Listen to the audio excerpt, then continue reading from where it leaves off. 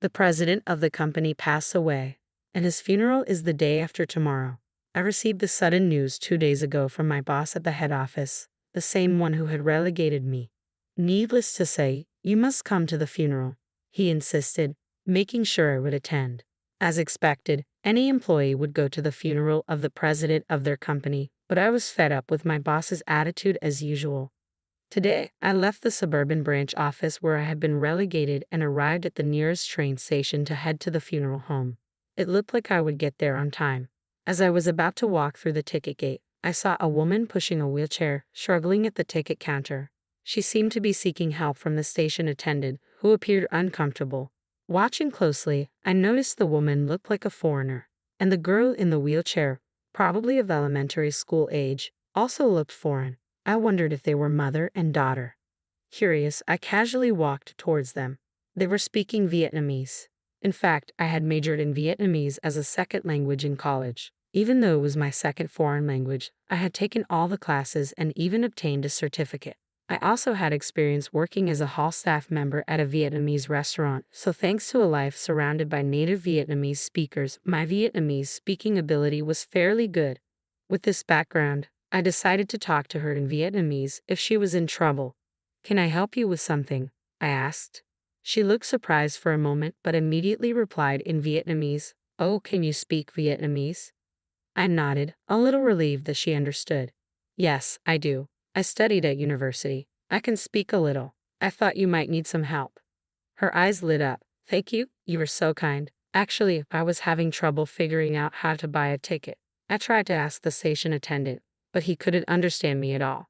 Since I can barely speak English, I didn't know what to do. Thank goodness there is a kind person like you. Could you please tell me how to buy a ticket?"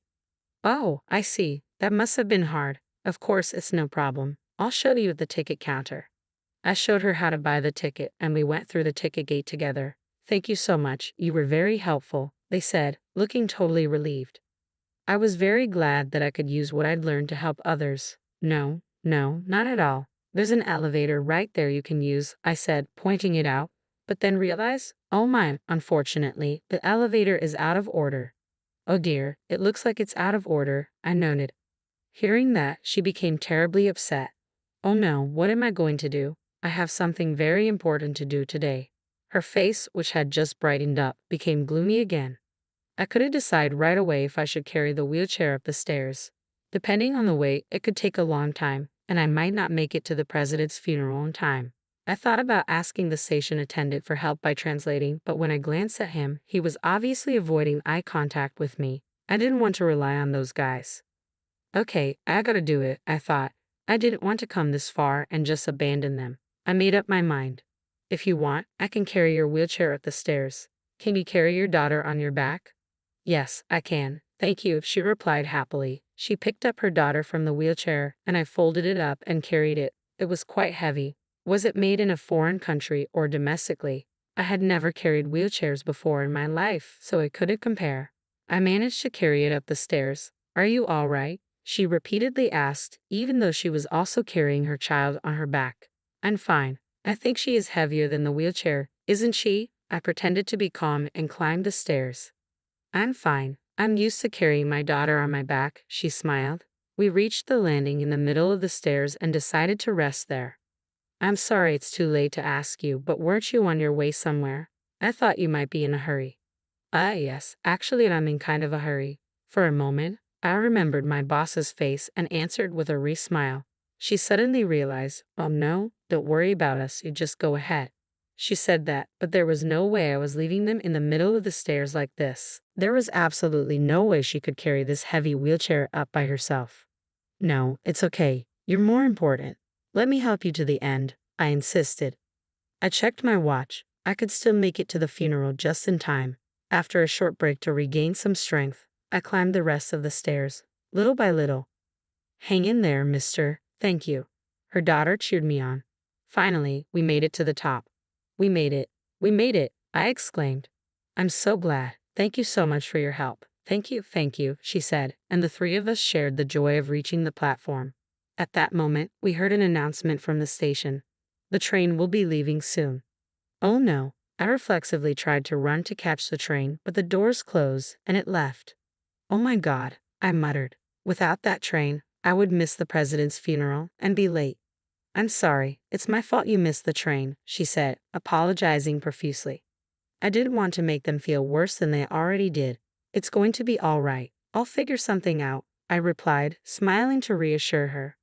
While waiting for the next train, I called my boss, but he didn't answer. He was probably busy. I was anxious and impatient, but also a little relieved. I put her daughter back in the wheelchair and finished my task. As we sat on the bench, I decided to ask the question that had been on my mind. Do you two live here? Actually, got married and just moved here, but things have been a bit, she trailed off, not wanting to elaborate. It's okay, you don't have to talk if you don't want to. I'm sorry for asking a private question. I quickly apologized. In the meantime, time was passing. The next train was in 15 minutes. I looked at the timetable and sighed involuntarily. The thought of my boss being angry with me again was depressing, partly because I would be late for the president's funeral, but also because I didn't want to see him after a while. Is it possible that there's something else bothering you besides being late? She asked, startling me with her insight. Normally, I wouldn't talk to a stranger about my private life, but I felt less tense and decided to speak little by little. Actually, I had an irrational thing happen to me at work, and I was transferred to a branch office near here. I had a stable job at the head office, I said. I'm sorry, that's very sad, she replied. I know this is not the kind of thing to tell someone you just met, but my boss puts all the blame on me, and that's how I ended up where I am now. Today, I have to face that boss, and that's why I was feeling a little depressed, I continued. I'm sorry to tell you this story that you may not want to hear, but I haven't had anyone to talk to about it until now. It's okay, you saved us. Let me at least listen to your story, she said with a sympathetic smile. I'm kind of embarrassed. I've never complained about work to anyone before, I admitted. I found myself talking about something I had been holding inside for a long time. I guess I wanted someone to listen. I was surprised that I couldn't stop talking. My boss didn't like me, so he intentionally did wrong things and put all the blame on me. He deliberately pissed off the president, telling him that I was to blame, so I was relegated to the suburban office. I was just about to build my career at the head office, I explained. I see. Thank you for telling me what you're going through. I wish I could help you, but sorry, I can't do anything, she mumbled sadly. No, don't worry, just think of it as one office worker's rant. I feel better just talking to someone, I said. I felt bad that I had burdened her. Trying to change the subject to something more cheerful, I said, actually, I have a dream. I want to make frozen foods for foreigners. Something authentic, something that would remind them of their homeland while living in this country. But that's not possible at the branch office where I am now. Food development can only be done at the head office. That's why I want to go back to the head office someday and make my dream come true. That's wonderful, that's wonderful. I'll support your dream, she said. While we were talking, the train arrived. I helped them get on, and coincidentally, we got off at the same station 2 stops away. Thank you for listening to my story. Now, excuse me, but I must hurry, I said, rushing towards the ticket gates. Thank you very much, thank you. They waved their hands and thanked me in English. When I arrived at the site, the funeral was nearly over. My boss was glaring at me while the priest was praying. I had messed up. My head hurt just thinking about what would happen next. I was trembling during the entire ceremony. Right after the ceremony ended and the coffin was placed in the hearse, my boss approached me. Hey, I have something to tell you. I need to talk to you. Yes, I replied. He took me to a private room, and the moment the door closed, he started yelling at me. Who do you think you are, you blinking fool? What are you doing showing up late for the president's funeral? I'm sorry. I was helping some foreigners at the train station, and I got delayed. I tried to explain. Helping people and foreigners is none of your business. Just leave such foreigners alone. He yelled so loudly that people outside the room could hear. The managing director and other employees rushed to the scene. What's going on here? The managing director asked.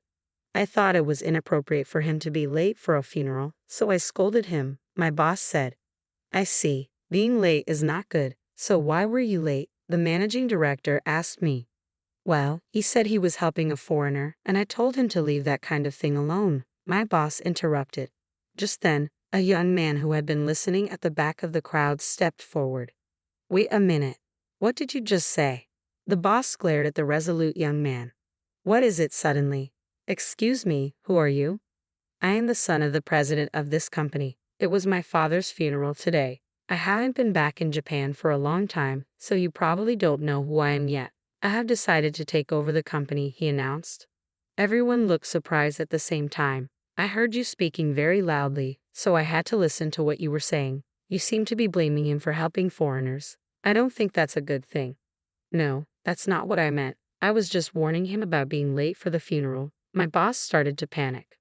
I don't agree with blaming him because my wife is Vietnamese and she was saved by him, the president's son said, bringing forward the Vietnamese woman I had just met at the station. I was utterly shocked. I did not expect that she was the president's daughter-in-law. Our daughter has trouble with her legs, so she is in a wheelchair. When the two of them tried to take the train today, they didn't know how to buy a ticket. They tried to ask the station attendant but couldn't communicate because she can't speak English well. When they were both at a complete loss, he, who speaks Vietnamese, helped them buy a ticket. In addition, he willingly carried the wheelchair up the long stairs. He even helped them get on the train, even though he was in a hurry. That's what my wife told me. My wife, my daughter, and I are very grateful to him. It is outrageous to scold him for that, he said firmly. My boss shuddered. No, I didn't know that. I'm sorry, he stammered. The atmosphere was tense, but I felt a sense of relief knowing that my actions were understood and appreciated by someone who mattered. The next president was furious. Not only were you very rude to foreigners, but you also have the nerve to show up late for the funeral. Our company is planning to make more products for the international market. It's troubling to have people like you here. I don't think our company needs you. Oh no, please don't say that, my boss pleaded desperately. But no matter how much he begged, it didn't make any difference. I heard that you even cheated and blamed him, then kicked him out of the head office. You were fired. This can't be happening, my boss stammered, unable to accept what just happened. The next president gave my boss a cold look as he shook, then turned to me with kindness. Thank you for saving my wife and daughter. I was supposed to drive them here, but I had to leave early, so they had to take the train. My wife also told me why you were moved to the branch office. I can't allow such things to happen. When I become president, I will make sure the company values its employees' true abilities. He spoke passionately, then added, by the way, I heard you speak Vietnamese.